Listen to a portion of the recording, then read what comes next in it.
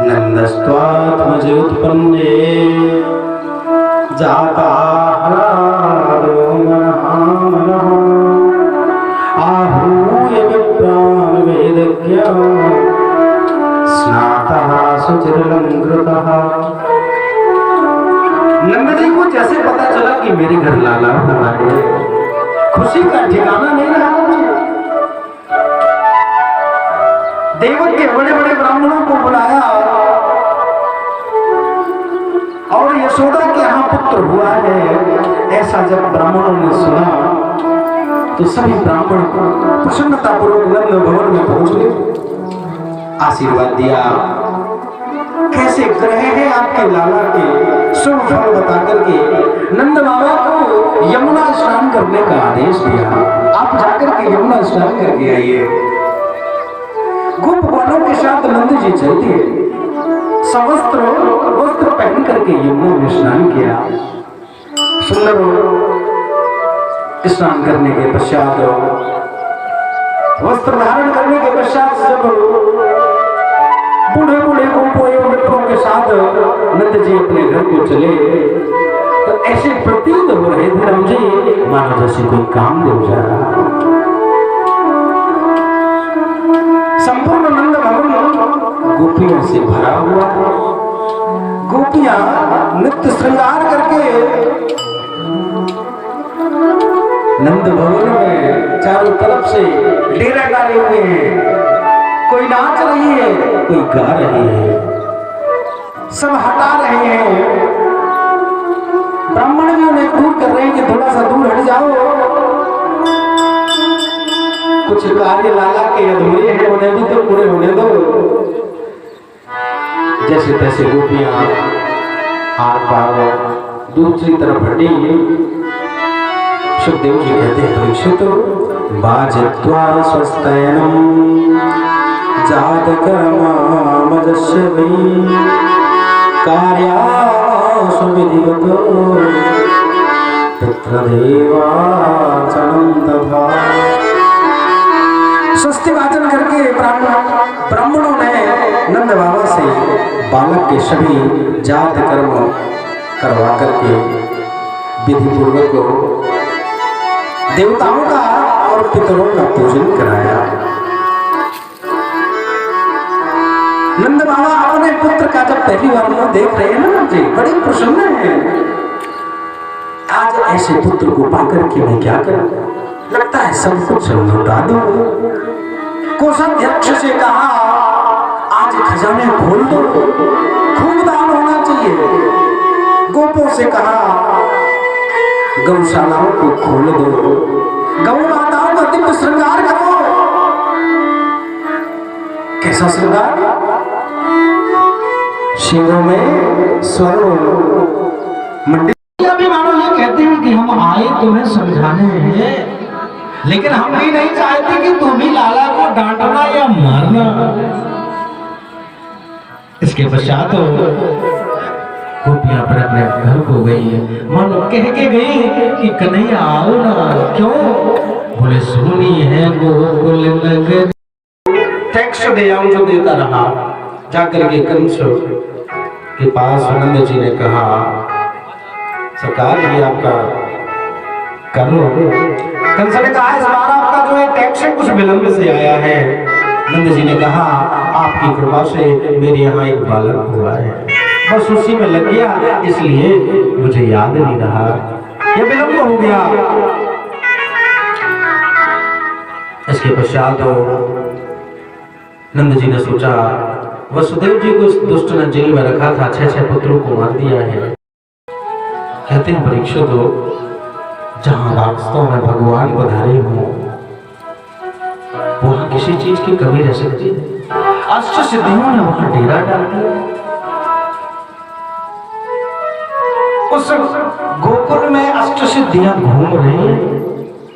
देवता रूप धारण कर करके गोप गणों का आनंद ले रहे हैं। नंद बाबा के घर में वसुदेव जी की एक पत्नी है जिनका नाम रोहिणी है। जिनके गर्भ से श्री बलराम जी का प्राकट हुआ। छठवें दिन छठी मनाई गई। गोपाल गोकुल रक्षाया निरूप्य मधुरांगतः नंदः कंसस्य वार्षिक्यं कसदातुं कुरुतुः। कुछ बड़े बुजुर्ग गोपों के माध्यम से संपूर्ण गोकुल की रक्षा सुरक्षित करते हैं। सबसे खतरनाक मेघ है उसे आदेश करता है। गणम सावर्तकम नाम मेघानां चांदिकारिणां इंद्रः प्राचोदयत वृद्धो वाक्यं चाहे समान्यतो। जाओ पूरे ब्रज को बहा दो, मैं भी दिखाता हूँ। किन्ने मेरी पूजा बंद कर दी है तो मैं भी तो सबसे खतरनाक मेघ है उसे आदेश करता है। गणम सावर्तकम नाम मेघानां चांदिकारिणां इंद्रः प्राचोदयत वृद्धो वाक्यं चाहे समान्यतो। जाओ पूरे ब्रज को बहा दो, मैं भी दिखाता हूँ। किन्ने मेरी पूजा बंद कर दी है तो मैं भी नष्ट करने की सामर्थ रखता हूँ। भयंकर मेघ ब्रज के ऊपर छा गए। गरजने लगी, आंधी चलने लगी, तूफान आ गया। चारों तरफ तक सबके मन में तो पहले से डर था कि इसकी पूजा बंद हो गई है तो कुछ न कुछ उपद्रव तो करेगा। देख कन्हैया, तेरे कहने से हमने इंद्र की पूजा नहीं की, आज उसने उपद्रव मचाना प्रारंभ कर दिया, तू हमारी रक्षा कर। कन्हैया ने कहा, अरे जिसको कल 56 भोग खिला के आए हो उसकी शरण में चलो।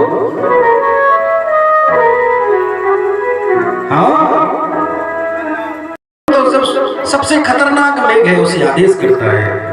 गणम सावर्तकम नाम मेघानां चांदिकारिणां इंद्रः प्राचोदयत वृद्धो वाक्यं चाहे समान्यतो।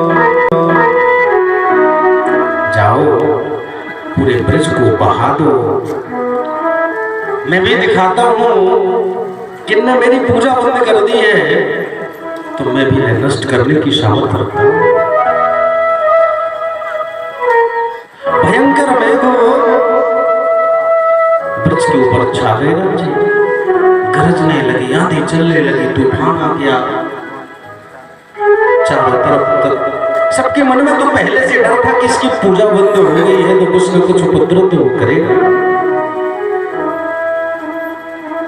देख कन्हैया, तेरे कहने से हमने इंद्र की पूजा नहीं की, आज उसने उपद्रव मचाना प्रारंभ कर दिया, तू हमारी रक्षा कर।